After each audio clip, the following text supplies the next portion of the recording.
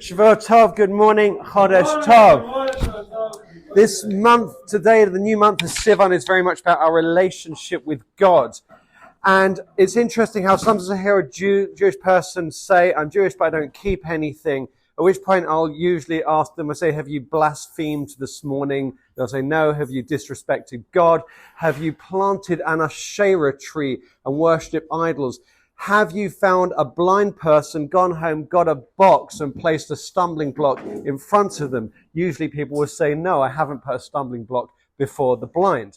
This week's Parsha, in the Torah reading, the Ishbitzer asks the question about why the portion of Sotar, the suspected adulteress, and the Nazir, the person who takes on the extra stringencies, grows their hair long, stops drinking, and so forth, why these are back to back. And he sees the thread of Sotar, the person who can mess up, this is all of us, can sometimes not keep exactly as we'd like to keep, and then take on extra stringencies, this way of the Nazir, how we can step back slightly, how we can reconnect that much more.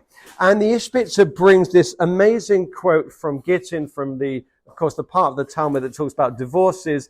Ein Adam omed al das Torah ela im kein נכשל בהם. Someone can't truly succeed in the connection with Torah unless they fail first, unless they trip up. And so we can think about this is actually a very, very sort of strong phrase that it's the falling down or it's the stepping away, it's the quote-unquote messing up that actually gets us to understand more. And there is also the quote that a tzaddik will trip 7 times and then they'll come back up. But it also mentions נכשל. That's actually the word he uses here. Ein adam omed al das Torah ela im kein נכשל בהם. Unless they stumble, like the blind.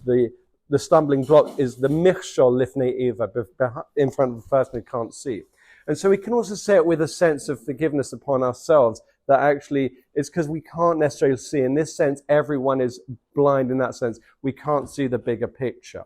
So ultimately, when we feel like we're further away from God, this actually means we're closer because that creates the yearning. Those times we trip up is actually the stepping up. And when we feel God is far away or we're far from God, we're actually closer than ever. So I hope it's a week of elevation for Shavuot, a week of connection, a week of bringing more light into the world. Chodesh Tov and Shavuot Tov.